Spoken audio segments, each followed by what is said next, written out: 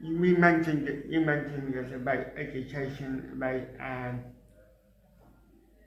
dealing with people who have just become disabled and acquired a disability and might be shy of body conscious to being seen as a para-aggressive.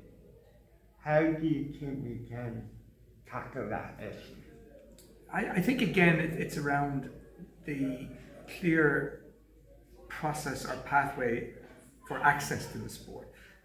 I mean, everybody, and it doesn't matter whether it's para-athletes or able-bodied athletes, these same issues can arise. Yeah. And I think we need to, maybe we are more used to the pathways we have in riding schools and all the way up along for people, pony club, etc., etc., etc. Yeah. If somebody is coming to the sport later in life, or have acquired a disability and they're looking to see is para something for them, it's having that introductory step that they get access to the sport and can understand it from people who are knowledgeable and are part of this pathway that we need to talk about. Yeah. And sorry, I don't want to give you too much, but I have okay. too many questions. How LegUpAbility has an ethos that we promote widely for people with disabilities as a sport. And while we also highlight that it's good for therapeutic reasons, we want to promote it as a sport. And we think that might be the attitude we need to adapt. I agree. I think, we've seen here this week the standard of sport, which is some of the best we've seen in the world in these para championships. And I think that inspires a lot of people to maybe try para or to emulate the superstars they're seeing here, exactly. which is the same in other sports. But I think we need to work together on the pathway to access the sport. And that's the point.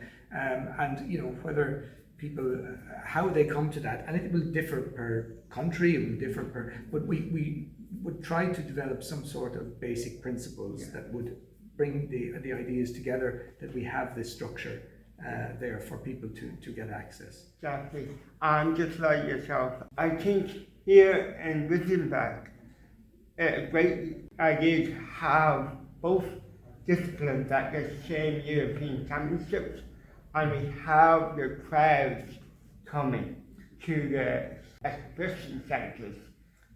And I think we need to promote that, yes, people with para-riding sport generates people to come and get a business, and that would encourage more exhibition stores and more people come to see them and vice versa.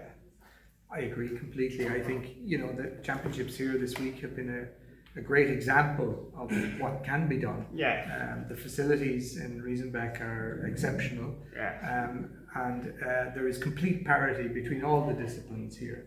All the grades in para, all the dressage we are competing with in the senior able-bodied championships as well. It's the same.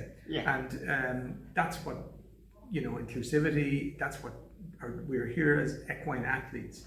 And I think on the business side, I think it's like anything, you have to adapt to keep evolving. And our sport, we shouldn't just do it the way it is because it has been that way. We should always introduce new technology ideas to help us grow as a community. But I think this week the feedback from people has been just very, very positive, and that energy will drive hopefully the progression of the sport. Perfect.